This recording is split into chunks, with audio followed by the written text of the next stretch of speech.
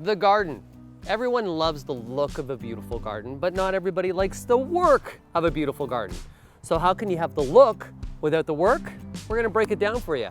First step is really to focus on the foundation. I call the foundation of any garden is good soil. And making good soil is about mending that soil that you have. So if you have sandy soil, you need to improve it, and or just poor soil quality like clay. This is organic matter, and this is also known as compost. You can see how it clumps in my hand and breaks away. That's a perfect combined mix. This is rich in organic matter, and meaning it's full of nutrients. So that also means I don't need to fertilize.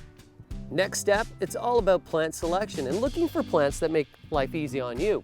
Let's talk about those you don't have to water as often, and it's this one here, drought tolerance. A good indicator of a plant with drought tolerance is that gray to silver foliage. It reflects the light. This one here, lamb's ear as well, nice and felty. Now, another plant that will be drought tolerant are those succulent.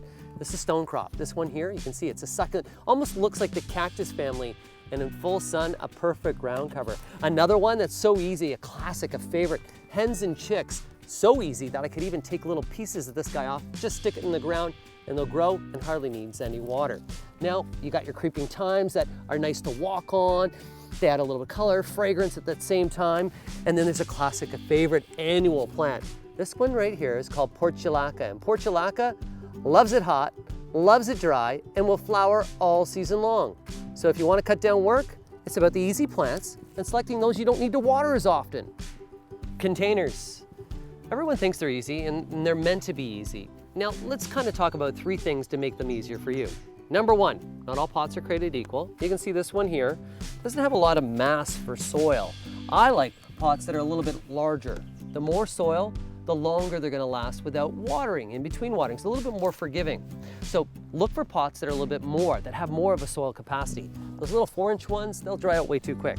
Now, this guy here, the next thing that you want to do is make sure the plant material that you're selecting, that is the pot material you're selecting, won't break during the winter months. If this freezes in the winter and expands, the water will expand, it'll crack the pot.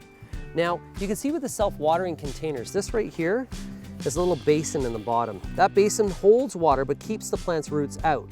So that's all about drainage. So when it comes to container gardens, think about number 1, soil capacity, number 2, the right material, and number 3, make sure there is some drainage. And finally, let's talk about mulch. We have black mulch here, native mulch right there.